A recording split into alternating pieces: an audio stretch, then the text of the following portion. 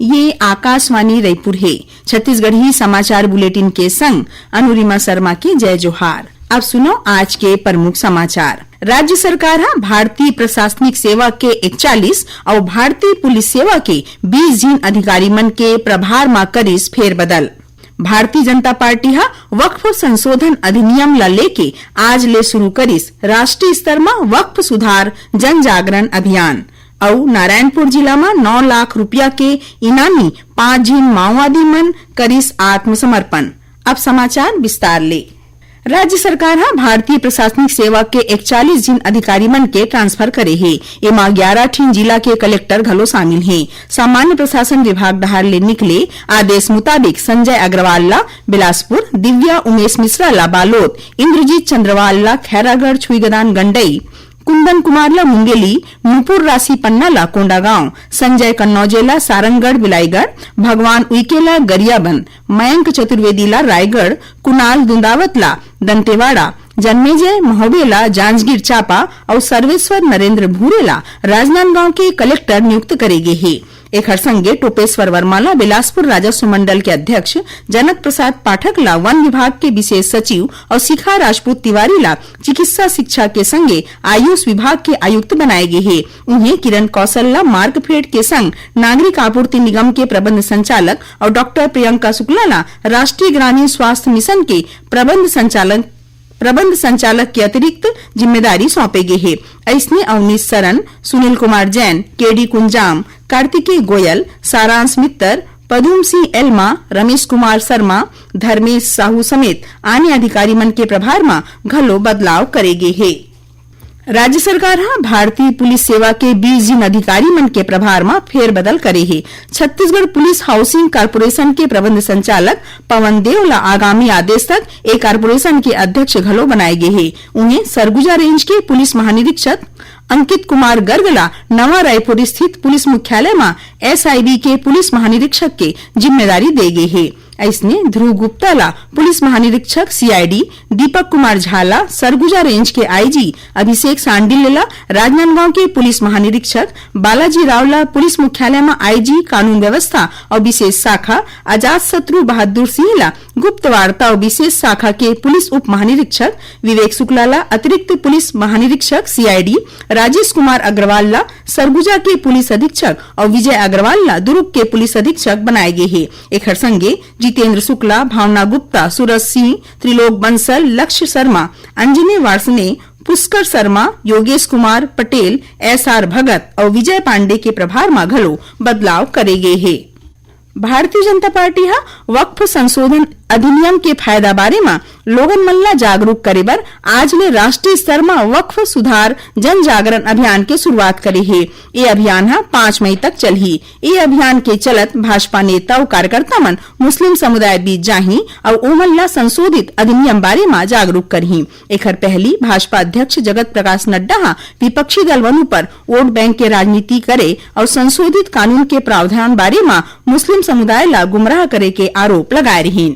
उप मुख्यमंत्री विजय शर्मा आज अपन कवर्धा दौरा बेरा 2 ठिन अग्निशमन गाड़ी ला हरा झंडी दिखा के रवाना करीन। एमाले 1 ठिन गाड़ी फोम वेंडर यूनिट है जौन जिला ला पहली घाव दे गे है। एखर कैपेसिटी 6000 लीटर है, जेमा 500 लीटर फोम टैंक के संग 5500 लीटर पानी ले जाए जा सकत है। उन्हें दूसर गाड़ी की कैपेसिटी घलो 6000 लीटर पानी के है। प्रदेश में बिगड़त कानून व्यवस्था ला लेके कांग्रेस काली 21 अप्रैल के मुख्यमंत्री निवास के घेराव करही। प्रदेश कांग्रेस अध्यक्ष दीपक बैझा बताइन कि ये मुद्दा ला लेके पहली गांधी मैदान में एक ठिन सभा हुई। एकर बाद कांग्रेस कार्यकर्ता मन मुख्यमंत्री निवास के घेराव करही। छत्तीसगढ़ी समाचार बुलेटिन आप मन आकाशवाणी रायपुर ले सुनत हव। छत्तीसगढ़ के खबर ले है आपके वास्ता और खबर के विश्वसनीयता ले है हमार वास्ता। आकाशवाणी समाचार रायपुर के प्रादेशिक समाचार बुलेटिन के संगे संग हमार समसामयिक कार्यक्रम आप रेडियो के संग अपन मोबाइल में घलो सुन सकत हो। आकाशवाणी समाचार फेसबुक, ट्विटर और यूट्यूब में घलो हावय। हमार फेसबुक पेज हरे Chhattisgarh news on AIR, Twitter handle CGAIR news और हमार यूट्यूब चैनल हरे छत्तीसगढ़ AIR न्यूज। तो अब रेडियो के संगे संग आपके मोबाइल के माध्यम ले हम आप तक पहुँचत हन। छत्तीसगढ़ के हर खबर पर सुनत रहो आकाशवाणी समाचार। अब आगू बढ़बो बाँचे समाचार डहार। नारायणपुर जिला में 5 जन माओवादी मन पुलिस के आगू में आत्मसमर्पण करे हैं। ये सबो माओवादी मन कुतुल और इंद्रावती एरिया कमेटी में जोनल, डॉक्टर, डिप्टी कमांडर और LOS सदस्य रूप में सक्रिय रहिस। आत्मसमर्पण करैया माओवादी मन ला शासन डहार ले 50-50 हजार रुपया के चेक देगिस। जिला के पुलिस अधीक्षक प्रभात कुमार हा बताइन कि आत्मसमर्पण करैया माओवादी मन पर 9 लाख रुपया के इनाम घोषित रहिस। उन्हें यही जिला के कोहका मेटा थाना क्षेत्र के मरकुट जड्डा के जंगल में सुरक्षा बल मन 3 जन माओवादी ला गिरफ्तार करे है। पुलिस अधीक्षक प्रभात कुमार हा बताइन कि ए माओवादी मन पर IED विस्फोट के घटना में शामिल रहे के आरोप है। इति बीजापुर जिला में सुरक्षा बल मन आने थाना क्षेत्र ले 4 जन माओवादी ला गिरफ्तार करे है। ये माओवादी मन तिरले टिफिन बम समेत माओवादी जिनिस घलो बरामद करे गे है।